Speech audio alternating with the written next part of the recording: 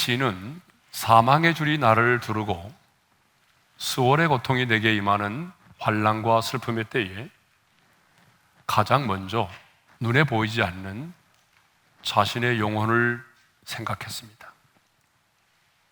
그래서 하나님 앞에, 하나님, 내 영혼을 건져주세요, 내 영혼을 건져주시기를 기도했고, 자신의 영혼을 향하여 평안을 명령하였습니다.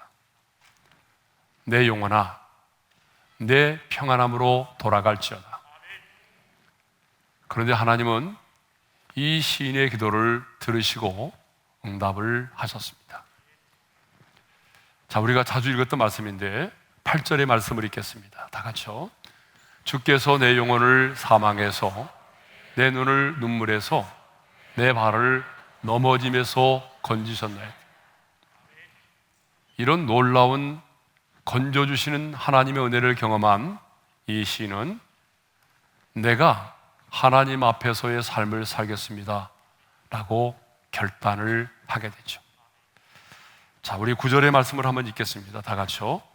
내가 생명이 있는 땅에서 여호와 앞에 행하리로다. 내가 살아 숨을 쉬는 동안, 이 땅에 사는 동안 하나님을 내 인생의 목전에 모시고 하나님을 의식하고 끊임없이 하나님과 대화를 나누면서 하나님 앞에서의 삶을 살겠습니다라고 결단하고 다짐을 했습니다. 이렇게 시인이 하나님 앞에서의 삶을 살겠노라고 결단하고 다짐을 하게 된 것은 기도의 응답 때문이기도 하지만 또 하나의 다른 이유가 있었습니다. 그것은 바로 사람에 대한 실망 때문이었죠. 우리 11절의 말씀을 읽겠습니다. 다 같이요. 내가 놀라서 이르기를 모든 사람이 거짓말쟁이라 하였도다. 세상의 사람들은요, 입으로는 호언장담했지만 실제로 고난이 닥쳐오고 환난이 다가오자 아무런 도움이 되지 못하였습니다. 누구도 자신의 고난에 동참해 주지 않았습니다. 고난을 당하자 사람들은 외면했어요. 그래서 공동번역에서는 이렇게 번역하고 있어요. 다 같이요. 사람은 모두 거짓말쟁이다. 새 번역에서는 이렇게 번역하고 있어요. 아무도 믿을 사람이 없다. 그러니까 사람에 대한 실망이 낙심으로 이어지는 것이 아니라 사람에 대한 실망이 도리어 하나님만을 의지하고 하나님만을 바라보며 하나님 앞에서의 삶을 살게 되는 아주 중요한 계기가 되었다는 것입니다. 이 사실이 중요하죠. 인생을 살다 보게 되면 사람에게 실망을 당할 때가 참 많이 있는데 사람에 대한 실망이 낙심으로 이어지지 않고 도리어 하나님만을 의지하고 하나님만을 바라보며 하나님 앞에서의 삶을 살아가는 중요한 계기가 될 수 있기를 바랍니다. 그런데 오늘 본문을 보게 되면 이 시인은 더 나아가서 내게 주신 모든 은혜를 무엇으로 보답할까라고 말하고 있어요. 자, 우리 12절의 말씀을 함께 읽겠습니다. 다 같이요. 내게 주신 모든 은혜를 내가 여호와께 무엇으로 보답할까? 시인은 먼저 여호와께서 자신에게 은혜를 베푸셨음을 고백합니다. 그래서 내게 주신 은혜라고 말하죠. 그러면 은혜란 뭘까요? 은혜란 헬라어로 카리스라고 하는데요, 이 말의 뜻은 받을 자격이 없는 자에게 값없이 베풀어 주시는 하나님의 호의와 사랑을 말합니다. 그러니까 은혜는요, 삭스로 공로로 주어지는 것이 결코 아닙니다. 왜냐하면 삭스는 자기가 일한 그 대가를 정당하게 받는 것이기 때문이죠. 그래서 사도 바울은 로마서 4장 4절에서 이렇게 말하고 있어요. 다 같이요. 일하는 자에게는 그 삭시 은혜로 여겨지지 아니하고 보수로 여겨지거니와. 그렇습니다. 은혜는 결코 공로로 삭스로 주어지는 것이 아닙니다. 그러므로 은혜는 행위와는 서로 배타적일 수밖에 없어요. 그래서 사도 바울은 로마서 11장 6절에서 이렇게 고백하죠. 다 같이요. 만일 은혜로 된 것이면 행위로 말미암지 않음이니 그렇지 않으면 은혜가 은혜되지 못하느니라. 여러분, 행위로 말미암아 주어진 것이라면 은혜가 은혜될 수가 없는 거죠. 이렇게 인간의 행위와 공로로 말미암지 않고 주어지는 것이 바로 은혜입니다. 그래서 바울은 하늘에 속한 신령한 복을 말하면서 에베소 1장 6절에서 이렇게 말하죠. 다 같이요. 우리에게 거저 주시는 바 그의 은혜의 영광을 찬송하게 하려는 것이라. 여러분, 우리가 신령한 복, 다시 말하면 하나님의 자녀가 되는 제사함을 받고 하나님의 자녀가 되는 이 복은 하나님께서 우리에게 거저 주신 바 된 거라는 거죠. 이게 바로 하나님의 은혜죠. 그러므로 우리의 신앙의 기초, 우리의 신앙의 시작은 언제나 행위가 아니라 은혜가 되어야 한다는 사실입니다. 우리의 신앙생활의 기초, 우리의 신앙생활의 첫 출발점은 행위가 아니라 은혜입니다. 그래서 베드로 사도는 베드로전서 5장 12절에서 이렇게 말하고 있어요. 다 같이요. 너희는 이 은혜에 굳게 서라고 말합니다. 그런데 만일 우리의 신앙생활의 기초가, 우리의 신앙생활의 출발점이 하나님의 은혜가 아니고 행위라고 한다면 여러분 어떻게 될까요? 우리 중에 누구도 나의 구원을 확신할 수가 없어요. 누구도 자유할 수가 없어요. 여러분, 우리의 신앙생활이 은혜가 출발점이 되고 은혜가 기초가 되어야지, 행위가 출발점이 되고 기초가 된다면 누구도 감격이 없을 거예요. 여러분 한번 생각해 보세요. 어느 정도의 선을 행하고 어느 정도 내가 의롭게 살아야 제 사함을 받고 하나님의 자녀가 될 수 있죠? 어느 정도죠? 여러분, 어느 정도 선하게 살아야 되는 거예요. 여러분이 어느 정도 선행을 행하고 의롭게 살아야 천국에 들어갈 수 있죠? 그러니까 내 행위가 내 신앙의 출발점과 기초가 된다면 누구도 내가 구원을 받았다고 하는, 내가 천국에 들어갈 수 있다라고 하는 확신을 가질 수가 없는 겁니다. 그러므로 우리는 하나님의 은혜를 알아야 하고 그 하나님의 은혜가 우리의 신앙의 기초가 되고 그 하나님의 은혜가 우리의 신앙의 출발점이 될 수 있기를 바랍니다. 그런데 시인은요, 오늘 본문에서 은혜를 그냥 은혜라고 말하지 않고 내게 주신 모든 은혜라고 말하고 있어요. 그냥 은혜가 아니라 내게 주신 모든 은혜라고 표현하고 있습니다. 여러분, 왜 은혜를 모든 은혜라고 표현하고 있을까요? 그것은 내 삶의 모든 것이 하나님의 은혜이기 때문입니다. 이 시인으로 말할 것 같으면 환난과 슬픔의 때에 내 음성과 내 간구를 들으시는 하나님께 기도할 수 있음이 뭐예요? 은혜죠. 그렇게 기도했더니 하나님이 내 영혼을 사망에서, 내 눈을 눈물에서, 내 발을 넘어짐에서 건져주셨으니 이 기도의 응답도 또한 은혜이죠.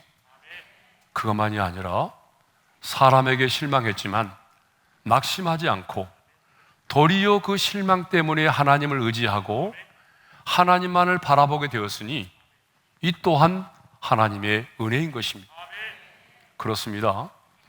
하나님의 사람에게는 내 삶의 모든 것이 다 하나님의 은혜입니다. 그래서 베드로는요, 하나님을 말할 때에 그냥 하나님이라고 말하지 않고 베드로전서 5장 10절에 보게 되면 모든 은혜의 하나님이라고 말했습니다. 우리 한번 따라서 해볼까요? 모든 은혜의 하나님. 자, 하나님은 그냥 하나님이 아니라 모든 은혜의 하나님이라고 했어요. 여러분, 왜 사도 베드로는 초대교회 성도들에게 편지를 쓰면서, 환난 중에 있는 성도들에게 편지를 쓰면서 왜 하나님을 모든 은혜의 하나님이라고 말했을까요? 우리가 베드로전서 5장을 읽지는 않았지만 하나님께서 세상 가운데서 우리를 부르심이 은혜요, 그 영원한 영광에 이르게 하신 것도 은혜요, 잠깐의 고난을 받지만, 잠깐의 고난이지만 그 고난을 통해서 우리가 온전하게 되고 우리가 굳건하게 되고 우리가 강하여지기 때문이죠.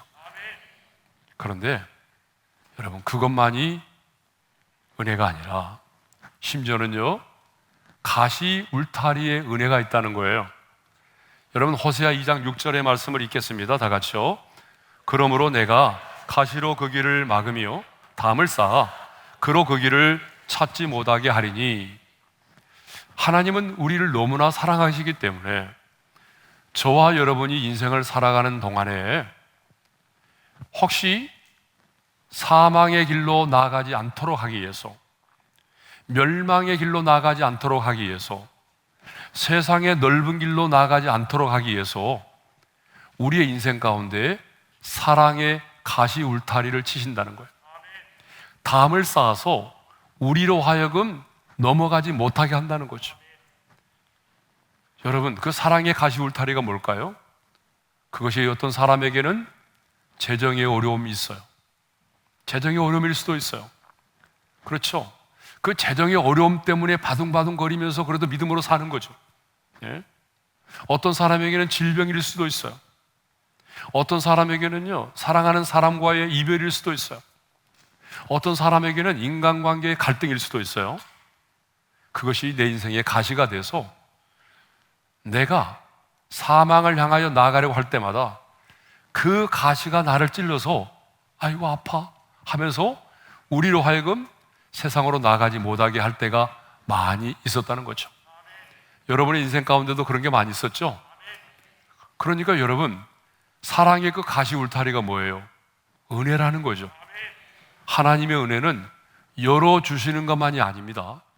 여러분, 열어주시는 것만이 하나님의 은혜가 아니라 때로는 이렇게 하나님께서 우리의 길을 막으시는 것도 하나님의 은혜일 수가 있는 것입니다. 이것이 바로 사랑의 가시 울타리의 은혜입니다. 이렇게 하나님의 사람들에게는 내 인생의 모든 것이 당연한 것이 아니라 하나님의 은혜입니다. 물론 세상의 사람들은 당연하다고 생각하죠. 마땅하다고 생각하죠. 그렇지만 하나님의 사람들은 일상의 모든 것이 그것이 당연한 것이 아니라 하나님의 은혜임을 고백하며 사는 것입니다. 여러분, 유튜브에서요, 요즘 가장 많이 하나님의 사람들이 부르는 노래가 하나 있어요. 찬양이 있는데 은혜라는 찬양이에요. 그 가사를 보게 되면 이런 거죠. 내가 누려왔던 모든 것들이, 내가 지나왔던 모든 시간이, 내가 걸어왔던 모든 순간이 당연한 것 아니라 은혜였어. 아침 해가 뜨고 저녁에 노을, 봄의 꽃 향기와 가을의 열매, 변하는 계절의 모든 순간이 당연한 것 아니라 은혜였어. 내가 이 땅에 태어나 사는 것이 어린아이 시절과 지금까지 숨을 쉬며 살며 꿈을 꾸는 삶, 당연한 것 아니라 은혜였어. 내가 하나님의 자녀로 살며 오늘 찬양하고 예배하는 삶, 복음을 전할 수 있는 축복이 당연한 것 아니라 은혜였어. 모든 것이 은혜, 은혜, 은혜, 한없는 은혜. 내 삶에 당연한 건 하나도 없었던 것을 모든 것이 은혜, 은혜였어. 이 찬양의 가사처럼 모든 것이 하나님의 은혜입니다. 내가 누려왔던 모든 것들이, 내가 걸어왔던 모든 순간이, 심지어는 내가 아침에 해가 뜨고 저녁에 노을을 볼 수 있는 것도, 그것도 바로 하나님의 은혜라는 거죠. 내가 눈으로 볼 수 있고, 내가 일어날 수 있는 것도, 심지어는 내가 오늘 또 걸을 수 있는 것도, 내가 말할 수 있고, 이렇게 하나님을 찬양할 수 있는 것도 하나님의 은혜라는 사실입니다. 심지어는 내가 이렇게 자연스럽게 숨을 쉬며 호흡할 수 있는 것도 하나님의 은혜입니다. 우리 교인들 중에서도 보게 되면 지금 코로나에 확진 판정을 받아서 중환자실에 계신 분도 계시는데, 얘기 들어보게 되면 숨을 쉬기가 제일 힘들다. 여러분, 오늘 또 중환자실에서 산소호흡기를 꽂고 거친 숨을 몰아쉬며 사는 사람이 얼마나 많아요. 그러니까 내가 지금 이렇게 숨을 쉴 수 있는 것도 하나님의 은혜입니다. 잠을 잘 수 있는 것도 당연한 것이 아니라 하나님의 은혜입니다. 그렇습니다. 모든 것이 하나님의 은혜입니다. 그래서 베드로는 하나님을 모든 은혜의 하나님이라고 말했고, 이 시는 하나님께서 자신에게 베풀어 주신 은혜를 그냥 은혜라고 말하지 않고 모든 은혜라고 말하고 있는 것입니다. 그런데 이 시는 더 나아가 이렇게 고백합니다. 내게 주신 모든 은혜를 내가 무엇으로 보답할까? 내가 무엇으로 보답할까? 이 무엇이라고 하는 말은요, 사실은 어떤 방법으로도 보답할 수 없다는 것을, 그 무엇으로도 어떤 방법으로도 하나님의 은혜를 보답할 수 없다는 것을 강조하기 위한 표현이죠. 사실 은혜란 계산될 수 없고 보상될 수 없는 것이 은혜입니다. 그래서 우리가 은혜라는 말을 쓰는 거예요. 하지만 우리는 그 모든 은혜를 잊지 말아야 합니다. 더 나아가 그 은혜를 무엇으로 보답할까 하는 마음을 가지고 살아야 합니다. 은혜가 무엇인지를 알았던 사도 바울은 하나님이 내게 주신 그 은혜가 헛되지 않기 위해서 다른 사람보다 더 많이 수고하는 삶을 살았다라고 말하죠. 자, 고린도전서 15장 10절의 말씀을 읽겠습니다. 다 같이요. 내가 나 된 것은 하나님의 은혜로 된 것이니 내게 주신 그의 은혜가 헛되지 아니하여 내가 모든 사도보다 더 많이 수고하였으나 내가 한 것이 아니요 오직 나와 함께 하신 하나님의 은혜로라. 사도 바울은 내가 나 된 것이, 나의 나 된 것이 하나님의 은혜였다라고 고백합니다. 여러분, 이것은 사도 바울만의 고백이 아니라 저의 고백이기도 하고 여러분 모두의 고백인 줄로 믿습니다. 내가 나 된 것은 하나님의 은혜로 된 것이. 여러분, 바울이 과거에 어떤 사람이었습니까? 바울은 교회를 박해하고 예수 믿는 사람들 잡아 죽이는 일에 앞장섰던 십자가의 원수로 행하였던 사람이잖아요. 그런데 그가 다메섹 도상에서 부활하신 주님을 만났습니다. 그래서 이제는 예수를 전하지 않고는 견딜 수 없는 사람이 됐어요. 복음의 증인이 됐습니다. 부활의 증인이 됐습니다. 그러니까 내가 나 된 것은 하나님의 은혜로 된 것이라고 고백할 수밖에 없는 것입니다. 그런데 내가 나 된 것이 하나님의 은혜임을 알았던 바울은 어떻게 살았다고 말합니까? 내게 주신 은혜가 헛되지 아니하여 않기 위해서 더 많이 수고했다라고 말합니다. 그렇습니다, 여러분. 하나님의 은혜를 아는 자는 가만히 있지 않습니다. 하나님의 은혜를 아는 자는 은혜에 감격하는 것으로 끝나지 않습니다. 하나님의 은혜가 헛되지 않기 위해서 더 많이 수고합니다. 왜 바울이 다른 사도보다 더 많이 수고했을까요? 그것은 내게 주신 하나님의 은혜가 헛되지 않도록 하기 위해서였습니다. 그렇습니다, 여러분. 은혜는 은혜로 머무르지 않습니다. 은혜는 반드시 행동으로 나타나게 되어 있습니다. 은혜를 아는 만큼, 은혜를 깨달은 만큼, 은혜를 경험한 만큼 반드시 행동으로 나타나게 되어 있습니다. 내가 은혜를 받았다라고 말하면서도 여러분, 그냥 감격에만 젖어 있다고 한다면 진짜 이 사람은 아직 은혜를 모르는 사람입니다. 내게 주신 하나님의 은혜를 모르기 때문에 그래요. 그런데 놀라운 은혜를 받고도 그 은혜에 보답하지 않았던 한 사람이 있어요. 그 사람이 누구냐 그러면 히스기야입니다. 자, 오늘 역대하 32장 25절의 말씀을 읽겠습니다. 다 같이요. 히스기야가 마음이 교만하여 그 받은 은혜를 보답하지 아니하므로 진노가 그와 유다와 예루살렘에 내리게 되었더니, 여러분, 어떤 사람보다도 히스기야는 특별한 하나님의 은혜를 받았던 사람이에요. 그가 왕으로 있을 때에 아수르 나라가 쳐들어왔어요. 대군이 쳐들어왔죠. 그런데 하나님은 그 기도를 들으시고 천사를 통해서 동원해서 아수르의 군사 18만 5천 명을 물리쳐 주셨어요. 그것만이 아니죠. 히스기야가 죽을 병에 걸렸잖아요.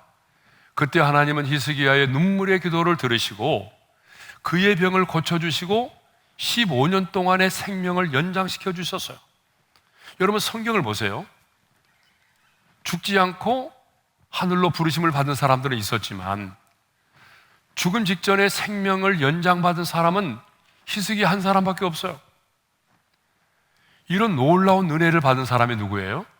히스기야입니다. 그런데 성경은 이렇게 말하고 있어요. 히스기야가 하나님의 은혜에 보답하지 아니하였다.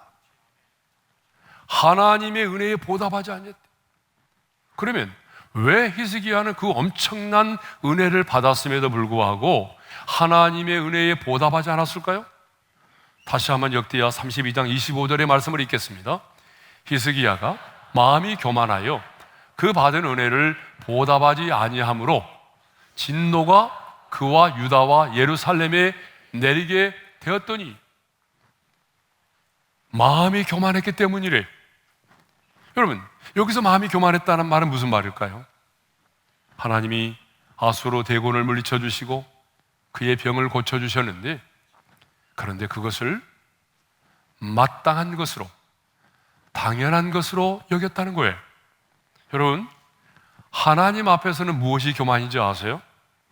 하나님 앞에서의 교만은요, 목에다 힘주는 게 교만이 아니에요. 하나님 앞에서의 교만은 하나님의 은혜를 은혜로 여기지 않고 그것을 당연한 것으로 여긴다는 거예요. 마땅한 것으로 여긴다는 거예요. 그게 뭐예요? 하나님 앞에서의 교만입니다. 그래서 히스기야는 바벨론의 왕이 보낸 예물을 받고 그 사신들에게 왕궁에 있는 보물들을 비롯해서 유다 왕국에 있는 그 모든 좋은 것들을 다 보여주면서 자랑했어요. 자기 자신이 전쟁에서 승리해서 이 많은 것들을 취한 것이냐 자랑했어요.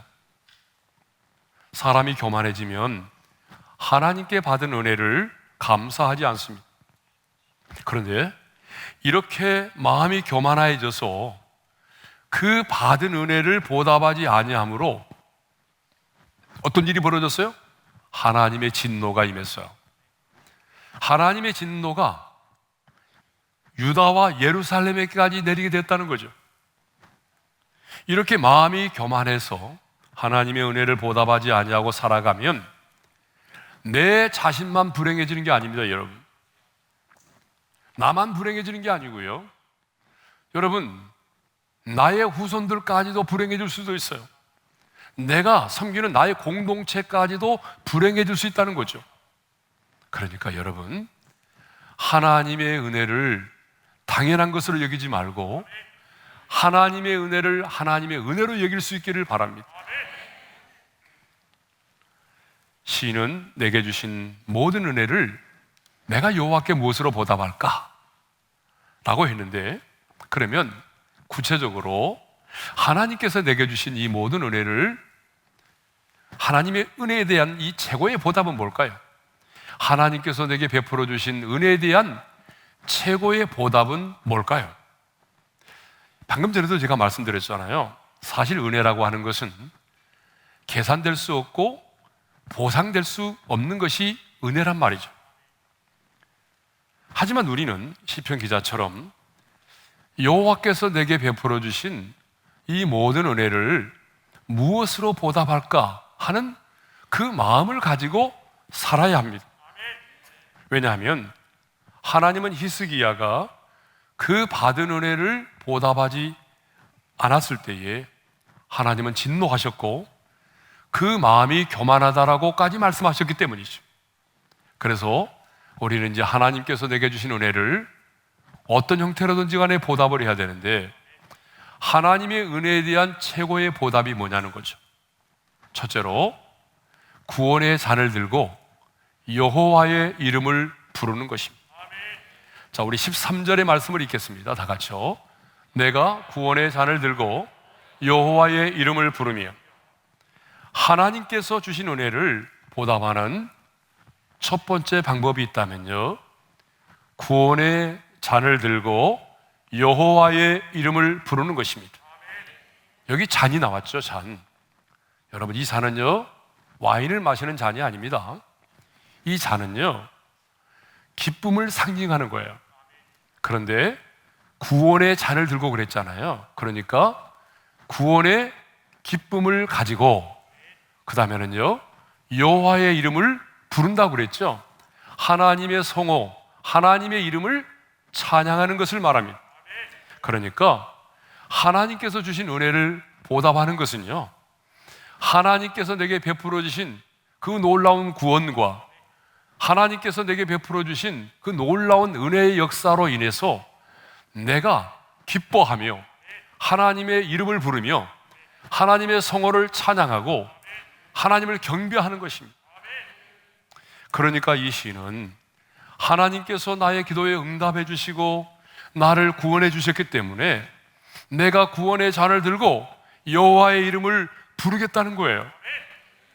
하나님께서 내 영혼을 사망해서, 하나님께서 내 눈을 눈물에서, 하나님께서 내 발을 넘어지면서 건져주셨기 때문에 나를 구원하신 그 하나님을 인해서 기뻐하고 하나님의 성호를 찬양하며 하나님으로 인해서 기뻐하며 즐거워하겠다는 거예요.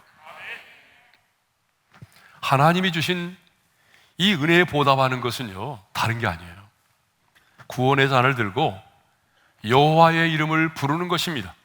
하나님을 찬양하는 것입니다. 왜 하나님이 나를 지으셨습니까? 이사야 43장 21절의 말씀을 읽겠습니다. 이 백성은 내가 나를 위하여 지었나니 나를 찬송하게 하려 함이니라. 왜 하나님이 나를 구원하셨습니까? 에베소서 1장 6절의 말씀을 읽습니다. 우리에게 거저 주시는 바 그의 은혜의 영광을 찬송하게 하려는 것이라. 그러므로 우리도 구원의 잔을 들고 우리의 마음과 뜻과 정성을 다하여 하나님께 감사와 기쁨의 찬양을 올려드릴 수 있기를 바랍니다. 이것이 바로 예배입니다. 그러니까 여러분, 예배는 여호와께서 내게 주신 그 모든 은혜에 대한 최고의 보답이 뭐겠어요? 바로 예배입니다. 물론 우리의 예배가 은혜에 대한 보상이 될 수는 없어요. 그렇지만 예배는 하나님께서 내게 베풀어 주신 은혜에 대한 최고의 보답이 될 수 있는 것입니다. 왜냐하면 내가 구원의 잔을 높이 들고 여호와의 이름을 부를 때에 하나님이 영광을 받으십니다. 하나님의 영광을 드러내는 게 뭐죠? 그게 바로 예배잖아요. 하나님께서 여러분 최고로 기뻐하시는 것이 뭔지 아세요? 하나님이 오늘 여러분을 바라보시면서 최고로 기뻐하시는 것은 하나님께서 내게 베풀어 주신 그 은혜를 내가 잊지 않고 감사하는 것입니다. 삶의 작은 일에도 하나님의 사랑이 사무치게 다가와서 눈물을 흘리며 감사하고 하나님께 영광을 돌린다면 그것처럼 하나님을 기쁘시게 하는 일이 없습니다. 성도 여러분, 여러분 정말 은혜로 구원 받으셨습니까? 기도의 응답을 받으셨나요? 측량할 수 없는 은혜를 경험하셨나요? 그렇다면 구원의 잔을 들고 여호와의 이름을 부르시기를 바랍니다. 그것이 바로 예배입니다. 자, 두 번째로 하나님의 은혜에 대한 최고의 보답은요, 소원을 갚는 거예요. 자, 14절의 말씀을 읽겠습니다. 다 같이요. 여호와의 모든 백성 앞에서 나는 나의 소원을 여호와께 갚으리로다. 여러분, 소원이 뭐죠? 하나님과의 약속이죠. 시인은 사망의 졸이 나를 두르고 수월의 고통이 내게 임하는 그 환난과 슬픔의 때에 하나님 앞에 몇 가지 기도하면서 다짐을 했습니다. 소원까지는 아닐지 모르지만 분명하게 다짐을 했어요. 자, 우리 1절을 읽어볼까요? 다 같이요. 내가 그를 사랑하는도다. 하나님이 나를 구원해 주셨사오니 내 기도를 들어주셨사오니 내가 이전보다 하나님을 사랑하겠습니다라고 다짐을 한 적이 있어요. 2절에서는 이렇게 다짐을 하죠. 내가 평생에 기도하리로다. 하나님이 나를 구원해 주셨사오니 내가 한순간만이 아니라, 어려울 때만이 아니라 평생 기도하며 살겠습니다라고 다짐을 했어요. 9절에서도 이렇게 다짐을 하죠. 내가 생명이 있는 땅에서 여호와 앞에 행하리로다. 하나님이 나를 구원해 주셨기에 어떻게 하겠다는 거예요? 하나님을 의식하고 하나님의 목전에서 하나님과 대화를 나누며 하나님 앞에서 삶을 살겠습니다라고 다짐을 했어요. 그렇습니다. 은혜를 입은 자는 마땅히 하나님 앞에서 다짐한 것들, 소원한 것들을 잘 지키며 살아야 합니다. 많은 사람들이 힘들고 어려울 때는 소원의 기도를 드리죠. 제가 봐도 소원의 기도는 강력한 돌파력이 있어요. 그래서 많은 분들이 소원의 기도를 드리잖아요. 주님, 이 문제를 해결해 주신다면, 주님, 원하는 대학에 들어가게 해 주신다면, 이 직장에 들어가게만 해 주신다면, 이 고난을 통과할 수 있도록 해 주신다면, 아니, 내 부모님, 내 사랑하는 아들과 딸, 내 남편 주께로 돌아올 수 있게만 해 주신다면, 주님이 나를 고쳐주신다면, 그러면서 여러 가지 소원을 하게 되죠. 그런데 막상 문제가 해결되고 치유받고 들어가게 되고 그러면 소원한 것을 잊어버릴 때가 많아요. 잊어야지.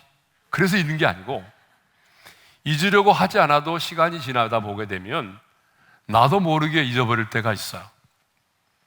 화장실 갈 때 하고 나올 때 마음이 다른 것처럼 말이죠. 하지만 우리는 소원한 것은 갚아야 됩니다. 왜냐하면 하나님과의 약속이기 때문입니다. 그러면 왜 소원을 갚는 것이 하나님의 은혜에 대한 최고의 보답이 될까요?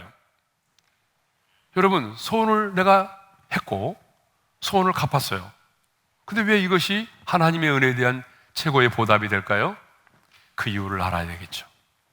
자, 18절과 19절을 읽어보면 왜 소원을 갚는 것이, 왜 하나님의 은혜에 대한 최고의 보답이 되는지 알 수가 있어요. 먼저 18절의 말씀을 읽겠습니다.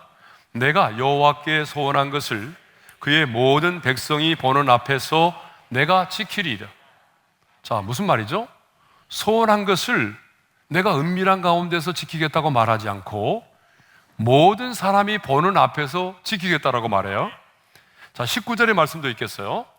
예루살렘아, 내 한가운데에서 곧 여호와의 성전뜰에서 지키리로다. 하나님 앞에 소원한 것을 예루살렘의 성전의 뜰 한가운데서 지키겠다는 거예요. 무슨 말이냐면, 내가 하나님 앞에 소원한 것을 은밀하게 나 홀로 지키는 것이 아니라 할 수만 있으면 많은 사람들이 보는 가운데서 내가 하나님 앞에 소원한 것을 지켜 행하겠다는 거예요. 여러분, 왜 그렇게 말하죠? 자, 예를 들면 이런 거죠. 많은 사람들이 보는 가운데서 이 신이 지금 내가 구원의 잔을 들고 여호와의 이름을 부릅니다. 그런데 단순히 그냥 여호와의 이름만을 부르며 덩실덩실 춤만 출까요? 아니죠. 이렇게 말하지 않겠어요? 내가 지금 구원의 잔을 들고 여호와의 이름을 부르는 것은 하나님이 내 영혼을 사망에서 건져주셨기 때문에, 내 눈을 눈물에서 내 발을 넘어지면서 건져주셨습니다. 그러므로 나는 지금 이 시간에 구원의 잔을 들고 여호와의 이름을 부르는 것입니다. 그러면 많은 사람들이 가만히 있을까요? 아, 하나님께서 놀라운 구원의 은혜를 베풀어 주셨구나. 하나님의 하나님 되심을 경험하게 되고 그들도 덩달아서 함께 하나님을 찬양하지 않겠습니까?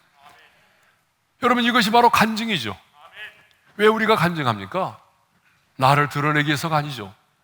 하나님이 내 인생 가운데 이런 놀라운 일을 행하셨음을 드러내서 하나님을 영화롭게 하기 위해서 우리가 간증하는 거 아닙니까? 그러니까 여러분, 많은 사람들 앞에서 내가 소원을 행함으로 하나님을 영화롭게 하겠다는 것입니다. 하나님의 하나님 되심을 드러내겠다는 것입니다. 그렇기 때문에 이 소원을 행하며 갚는 것이 하나님의 은혜에 대한 최고의 보답이 되는 것입니다. 사랑하는 성도 여러분, 지금까지 살아오면서 때로는 말씀을 들으면서, 때로는 기도의 응답을 경험하면서, 때로는 강력한 하나님의 어떤 임재 속에서 주님, 제가 이렇게 살아가겠습니다라고 결단하고 다짐한 것이 있습니까? 오늘 성령께서 잊혀진 그 마음의 소원, 그 결단을 다시 생각나게 해 주시기를 소망합니다. 그리고 하나님 앞에서 여러분이 결단했던 것들을 다시 꼭 행하며 가시기를 바랍니다. 그래서 그 하나님 앞에서의 다짐과 결심을 행하여 하나님을 영화롭게 하는 우리 모두가 될 수 있기를 주님의 이름으로 축원합니다. 자, 주신 말씀 마음에 새기면서 우리 찬양할 텐데, 은혜, 모든 것이 은혜라고 하는 찬양을 함께 드리겠습니다. 내가 누려왔던 모든 것들이, 내가 지나왔던 모든 시간이, 내가 걸어왔던 모든 순간이 당연한 것 아니라 은혜였소. 아침 해가 뜨고 아침 해가 뜨고 저녁에 노을, 봄의 꽃향기와 가을의 열매,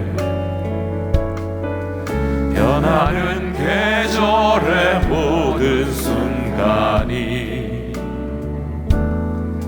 당연한 것 아니라 은혜였소. 모든 것이 은혜, 은혜, 은혜, 한없는 은혜. 내 삶에 당연한 것 하나도 없었던 것을, 모든 것이 은혜였소. 내가 이 땅에 태어나 사는 것, 아멘. 그렇습니다, 주님. 어린아이 시절과 지금까지 숨을 쉬며 살며 꿈을 꾸는 삶, 당연한 것 아니라 은혜였소. 내가 하나님의 자녀로 살며 오늘 찬양하고 예배하는 삶, 오늘 찬양하고 예배하는 삶, 복음을 전할 수 있는 축복, 복음을 전할 수 있는 축복이 당연한 것 아니라 은혜였소. 당연한 것 아니라 은혜였소. 우리 다 같이 두 손을 들고 모든 것이 은혜, 은혜,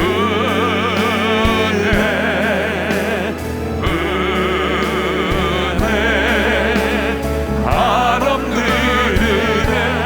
내 삶에 당연한 것 하나도 없었던 것을, 모든 것이 은혜, 은혜였소.